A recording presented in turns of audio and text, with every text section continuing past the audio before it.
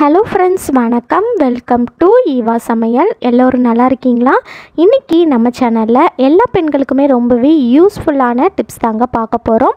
வீடியோவை ஸ்கிப் பண்ணாமல் பாருங்கள். நம்ம சேனலை இப்போ தான் ஃபஸ்ட் டைம் பார்க்குறீங்கன்னா சப்ஸ்கிரைப் பண்ணலன்னா சப்ஸ்கிரைப் பண்ணிக்கோங்க. பக்கத்தில் இருக்க நோட்டிஃபிகேஷன் பெல் ஐக்கானை கிளிக் பண்ணிக்கோங்க. இப்போ வாங்க ஃப்ரெண்ட்ஸ், ஃபஸ்ட்டு டிப் என்னென்னு பார்க்கலாம். நம்ம வீட்டில் பசங்களுக்கு இந்த மாதிரி காய்ச்சல் மருந்தாக இருக்கட்டும் அல்லது சளி மருந்தாக இருக்கட்டும், இது போல் மெஷரிங் கப்பில் அளந்து எடுத்து கொடுப்போம் இல்லையா? நம்ம ஒரு 5 ml அளவுக்கு எடுத்து சேர்க்குறோம் அப்படின்னா 5 ml நம்மளோட பசங்களுக்கு போய் சேராது. ஏன்னு பார்த்திங்கன்னா, இந்த மூடியிலேயே நமக்கு பாதி மருந்து அப்படியே ஒட்டிக்கும். அதுக்கு ஒரு சூப்பரான டிப் தாங்க பார்க்க போகிறோம். மருந்து கொடுக்குற மெஷரிங் கப்பில் இந்த மாதிரி ஃபுல்லாக தண்ணி நிரப்பி எடுத்துக்கோங்க. அதுக்கப்புறமா இந்த தண்ணியை கொட்டிடுங்க.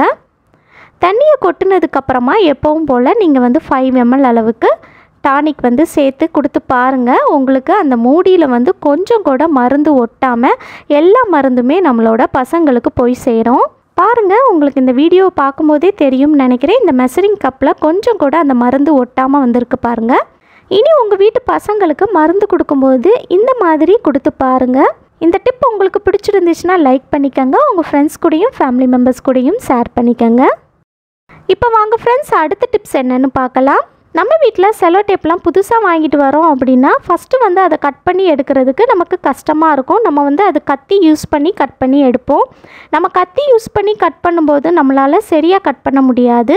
இந்த டிப்பில் நம்ம கத்தி யூஸ் பண்ணாமல் ஒரே ஒரு பொருளை வச்சு எப்படி ஈஸியாக கட் பண்ணுறதுன்னு பார்க்கலாம். இதுக்கு நான் இந்த மாதிரி ஒரு ஊக்கு எடுத்திருக்கேன். இந்த ஊக்கை இந்த மாதிரி வச்சு லைட்டாக குத்தி இழுத்திங்கன்னா நம்மளால் ஈஸியாக கட் பண்ண முடியும். இந்த மாதிரி நம்ம ஈஸியாக கட் பண்ணிடலாம். கண்டிப்பாக ட்ரை பண்ணி பாருங்கள். அது மட்டும் இல்லாமல் நம்ம இந்த மாதிரி செலோ டேப்பை கொஞ்சமாக நம்ம கட் பண்ணி எடுக்கணும் அப்படின்னா நம்ம சிசர் யூஸ் பண்ணி கட் பண்ணி எடுப்போம் இல்லையா? அந்த மாதிரி நம்ம சிசர் யூஸ் பண்ணாமல் இந்த மாதிரி ஊக்க வச்சே நம்ம ஈஸியாக கட் பண்ணிடலாம். பாருங்கள், உங்களுக்கு எந்த அளவுக்கு செலோ டேப் வேணுமோ அதுக்கிட்ட இந்த மாதிரி ஊக்க வச்சு லைட்டாக குத்தி இழுத்திங்கன்னா நம்மளால் ஈஸியாக கட் பண்ண முடியும்.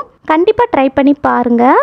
அதுக்கப்புறமா நம்ம செலோ டேப்பை ஒவ்வொரு முறையும் எடுத்து நம்ம அந்த கட்டிங் எங்கே இருக்குது அப்படின்னு தேடுறதுக்குள்ளேயே நமக்கு ஒரு வழி ஆயிரும். அது தேடுறதுக்கே நமக்கு கஷ்டமாக இருக்கும் இல்லையா? அந்த மாதிரி இல்லாமல் இருக்கிறதுக்கு நீங்கள் செலோ டேப் யூஸ் பண்ணதுக்கப்புறமா அதோட எண்டில் இந்த மாதிரி ஒரு ஊக்கை க்ளோஸ் பண்ணி அந்த ஊக்கை ஒட்டி விட்டுருங்க. இந்த மாதிரி நீங்கள் ஒட்டி விட்டுட்டீங்க அப்படின்னா நம்ம ஒவ்வொரு முறையும் செலோ டேப் எடுத்து யூஸ் பண்ணும்போது நம்மளால் டக்குன்னு எடுத்து யூஸ் பண்ண முடியும். நம்மளோட டைமும் சேவ் ஆகும். கண்டிப்பாக ட்ரை பண்ணி பாருங்கள். இந்த டிப் உங்களுக்கு பிடிச்சிருந்துச்சுன்னா லைக் பண்ணிக்கோங்க. உங்கள் ஃப்ரெண்ட்ஸ் கூடயும் ஃபேமிலி மெம்பர்ஸ் கூடயும் ஷேர் பண்ணிக்கோங்க. இப்போ வாங்க ஃப்ரெண்ட்ஸ், அடுத்த டிப்ஸ் என்னென்னு பார்க்கலாம். நம்ம வீட்டில் நம்ம நகம்லாம் வெட்டும்போது பார்த்திங்கன்னா அந்த நகம்லாம் அங்கங்கே போய் செதறி கிடக்கும். அதுக்கப்புறமா அது எல்லாத்தையுமே நம்ம க்ளீன் பண்ண வேண்டியிருக்கும். இந்த டிப்ஸில் நம்ம நகம் செதறாமல் இருக்கிறதுக்கு ஒரு சூப்பரான ஐடியா தான் பார்க்க போகிறோம். இந்த நகை வெட்டியில் பார்த்திங்கன்னா 2 சைடும் கேப் இருக்கு இல்லையா? அதில் சுற்றி இந்த மாதிரி செலோ டேப் போட்டு ஒட்டி விட்டுருங்க. கேப் எதுவும் இல்லாமல் நீங்கள் சுற்றி நல்லா டைட்டாக செலோ டேப் போட்டு ஒட்டி விட்டுருங்க. இப்போ பாருங்கள், நான் 2 சைடில் இருக்கிற கேப்லேயும் நான் சுற்றி செலோ டேப் போட்டு ஒட்டி விட்டுட்டேன். மேலே கொஞ்சம் கேப் இருக்குது, அதுலேயும் நம்ம செலோ டேப் போட்டு ஒட்டி விட்டுறலாம். இந்த மாதிரி நீங்கள் கேப் இல்லாமல் சுற்றி செலோ டேப் போட்டு ஒட்டி விட்டுருங்க. இப்போ பாருங்கள், நம்ம சுற்றி செலோ டேப் போட்டாச்சு. இதுக்கப்புறமா நீங்கள் நகம் வெட்டி பாருங்கள். ஒரு நகம் கூட கீழே சிந்தாமல் அந்த நகம் எல்லாமே அந்த நகை வெட்டிக்குள்ளேயே கலெக்ட் ஆயிருங்க. இப்போ நான் ஃபுல்லாக நகம் வெட்டிட்டு எப்படி இருக்குன்னு காட்டுறேன். இப்போ பாருங்கள், நான் ஃபுல்லாக நகம் கட் பண்ணி எடுத்துட்டேன். ஆனால் ஒரு நகம் கூட கீழே சிந்தவே இல்லைங்க. எல்லாமே அந்த செலோ டேப்குள்ளேயே கலெக்ட் ஆயிருச்சு. இப்போ இந்த செலோ டேப்பை எடுத்து நம்ம குப்பையில் போட்டுடலாம். இந்த செலோ டேப்பை எடுக்க பாருங்கள், உள்ளேருந்து அந்த நகம் எல்லாமே வருது. இந்த மாதிரி செய்யும்போது நம்மளோட வேலையும் மிச்சமாகும், நம்ம டைமும் சேவ் ஆகும். கண்டிப்பாக ட்ரை பண்ணி பாருங்கள். இந்த டிப்ஸ் பிடிச்சிருந்துச்சுன்னா லைக் பண்ணிக்கோங்க. உங்கள் ஃப்ரெண்ட்ஸ் கூடயும் ஃபேமிலி மெம்பர்ஸ் கூடயும் ஷேர் பண்ணிக்கோங்க. இப்போ வாங்க ஃப்ரெண்ட்ஸ், அடுத்த டிப்ஸ் என்னென்னு பார்க்கலாம். பொதுவாக நம்ம வீட்டில் முட்டைலாம் பார்த்திங்கன்னா சமைக்கிறதுக்கு பயன்படுத்துகிறோம் அப்படின்னா சமையலுக்கு நம்ம முட்டை உடச்சி ஊற்றிட்டு அந்த முட்டை ஓடை நம்ம தூக்கி போட்டுருவோம். இனி அந்த மாதிரி தூக்கி போடாதீங்க. இந்த முட்டை ஓடை நம்ம ஒரு சூப்பரான க்ளீனிங் ஏஜெண்ட்டாக பயன்படுத்த போகிறோம். ஒரு மிக்ஸி ஜார் எடுத்துக்காங்க. இந்த மிக்ஸி ஜாரில் இந்த முட்டை ஓடு எல்லாத்தையுமே சேர்த்துக்கலாம். பொதுவாக இந்த மாதிரி மிக்ஸி ஜாரில் முட்டை ஓடு சேர்த்து நம்ம ஒரு சுற்றி எடுத்தோம் அப்படின்னா இந்த மிக்ஸி ஜாரில் இருக்கிற பிளேடு கூட நல்லா ஷார்ப்பாகிடுங்க. ட்ரை பண்ணி பாருங்கள். இந்த முட்டை ஓடை யூஸ் பண்ணி நம்ம சேனலில் ஏற்கனவே நிறைய ஐடியாஸ் வந்து ஷேர் பண்ணியிருக்கேன். கீழே டிஸ்கிரிப்ஷனில் அதோட லிங்க் கொடுக்குறேன், உங்களுக்கு தேவைப்பட்டால் செக் பண்ணிக்கோங்க. இந்த முட்டை ஓடை மிக்ஸி ஜாரில் சேர்த்ததுக்கப்புறமா இதில் 1 டம்ளர் அளவுக்கு தண்ணி சேர்த்துக்கோங்க. பெரிய டம்ளராக இருந்துச்சுன்னா நீங்கள் பாதி டம்ளர் அளவுக்கு சேர்த்திங்கன்னா போதும். சின்ன டம்ளர்னால் 1 டம்ளர் அளவுக்கு சேர்த்துக்கோங்க. இப்போ அடுத்ததாக இதில் நம்ம பேக்கிங் சோடா சேர்க்க போகிறோம். அதாவது ஆப்ப சோடா இருக்கு இல்லையா, அதுதான். இதில் வந்து 1 ஸ்பூன் அளவுக்கு எடுத்து சேர்த்துக்கோங்க. இப்போ அடுத்ததாக இதில் 1 ஸ்பூன் அளவுக்கு உப்பு சேர்த்துக்கோங்க. இப்போ அடுத்ததாக நம்ம இதில் காய்கறி துருவுற கிரேட்டர் இருக்குது பாருங்கள். அந்த கிரேட்டரில் வந்து இந்த மாதிரி குளியல் சோப்பை வந்து நல்லா துருவி எடுத்துக்கலாம். நீங்கள் என்ன சோப்புனாலும் யூஸ் பண்ணிக்கலாம். நான் வந்து ஹமாம் சோப்பு எடுத்திருக்கேன். இதில் வந்து ஒரு 2 ஸ்பூன் அளவுக்கு நல்லா துருவி எடுத்து சேர்த்துக்கோங்க. இப்போ அடுத்ததாக இதை மிக்சியில் போட்டு 3 சுற்று நல்லா அரைச்சி எடுத்துகிட்டு வந்துடுங்க. இப்போ பாருங்கள், நம்ம நல்லா பேஸ்ட்டாக அரைச்சி எடுத்துகிட்டு வந்தாச்சு. இது பார்க்குறதுக்கு இந்த மாதிரி தான் இருக்கும். அவ்வளோதாங்க, சூப்பரான க்ளீனிங் லிக்யூட் ரெடி ஆயிடுச்சு. இப்போ அடுத்ததாக ஒரு பிளாஸ்டிக் கண்டெய்னர் எடுத்துக்கோங்க. நான் வந்து நம்ம கடைகளில் ஸ்வீட்லாம் வாங்கினோன்னா கிடைக்கும் இல்லையா, அந்த கண்டெய்னர் தான் எடுத்திருக்கேன். நீங்கள் என்ன பிளாஸ்டிக் கண்டெய்னர்னாலும் எடுத்துக்கலாம். இதில் நம்ம ரெடி பண்ணி எடுத்த க்ளீனிங் லிக்யூடை சேர்த்துக்கலாம். நம்ம பாத்திரம் கழுவுறதுக்கு டிஷ்வாஷிங் சோப்பு அல்லது டிஷ்வாஷிங் லிக்யூட் வந்து யூஸ் பண்ணி நம்ம வந்து க்ளீன் பண்ணுவோம் இல்லையா.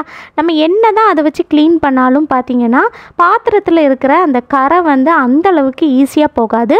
ஆனால் இதை வச்சு நம்ம க்ளீன் பண்ணும்போது எவ்வளோ கரை இருந்தாலும் ரொம்ப ஈஸியாக பளிச்சுன்னு க்ளீன் பண்ணிடலாம். இப்போ இந்த கடாய் பாருங்கள் எந்த அளவுக்கு கரையாக இருக்குன்னு.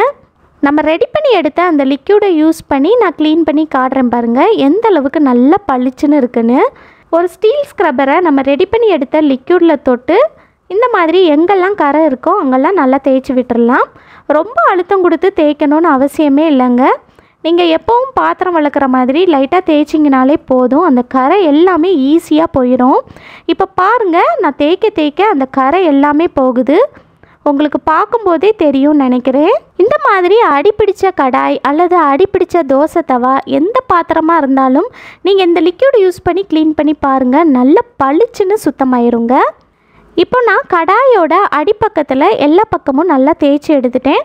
இப்போ அடுத்ததாக நான் ஒரு சாஃப்டான ஸ்க்ரப்பரில் நம்ம ரெடி பண்ணி எடுத்த லிக்யூடை தொட்டு இந்த மாதிரி கடாய்க்குள் பக்கத்துலேயும் நல்லா தேய்ச்சி விட்டுடலாம். இப்போ நான் எல்லா பக்கத்துலேயும் நல்லா க்ளீன் பண்ணி எடுத்துட்டேன். அடுத்ததாக நம்ம தண்ணியில் நல்லா கழுவி எடுத்துக்கலாம். தண்ணியில் கழுவி எடுத்துகிட்டு எப்படி இருக்குன்னு காட்டுறேன் பாருங்கள். இப்போ பாருங்கள், நம்மளோட கடாயில் அந்த கரை எல்லாமே போயிடுச்சு. ஃபஸ்ட்டு எவ்வளோ கரை இருந்துச்சு, இப்போ பாருங்கள் நல்ல பளிச்சுன்னு புதுசு போல் மாறிடுச்சு. உங்கள் வீட்டு கடாயில் இந்த மாதிரி நிறைய அடி பிடிச்சிருக்கு, நிறைய கரை இருக்குது அப்படின்னா இந்த லிக்யூட் யூஸ் பண்ணி க்ளீன் பண்ணி பாருங்கள். எவ்வளோ கரை இருந்தாலும் நம்மளால் ஈஸியாக க்ளீன் பண்ண முடியும். நம்ம ரெடி பண்ணி எடுத்த லிக்யூடை இந்த மாதிரி டப்பாவில் போட்டு க்ளோஸ் பண்ணி வச்சுட்டு நீங்கள் டெய்லியுமே இந்த லிக்யூட் யூஸ் பண்ணி உங்கள் வீட்டில் பாத்திரத்தை கழுவலாம். நல்ல பளிச்சுன்னு பளபளன்னு சுத்தமாயிருங்க. இது காலி ஆகிற வரைக்குமே நீங்கள் டெய்லி யூஸ் பண்ணிக்கலாம். கண்டிப்பாக ட்ரை பண்ணி பாருங்கள். ஓகே ஃப்ரெண்ட்ஸ், இந்த வீடியோ உங்களுக்கு ரொம்பவே யூஸ்ஃபுல்லாக இருந்திருக்கும்னு நினைக்கிறேன். ஏதாவது ஒரு டிப்பாவது உங்களுக்கு ரொம்பவே பயனுள்ளதாக இருந்திருக்கும்னு நினைக்கிறேன். பிடிச்சிருந்துச்சுன்னா லைக் பண்ணிக்கோங்க. உங்கள் ஃப்ரெண்ட்ஸ் கூடயும் ஃபேமிலி மெம்பர்ஸ் கூடயும் ஷேர் பண்ணிக்கோங்க. நம்ம சேனலை இப்போ தான் ஃபஸ்ட் டைம் பார்க்குறீங்கன்னா சப்ஸ்கிரைப் பண்ணலன்னா சப்ஸ்கிரைப் பண்ணிக்கோங்க. பக்கத்தில் இருக்க நோட்டிஃபிகேஷன் பெல் ஐக்கானை கிளிக் பண்ணிக்கோங்க. தேங்க்யூ.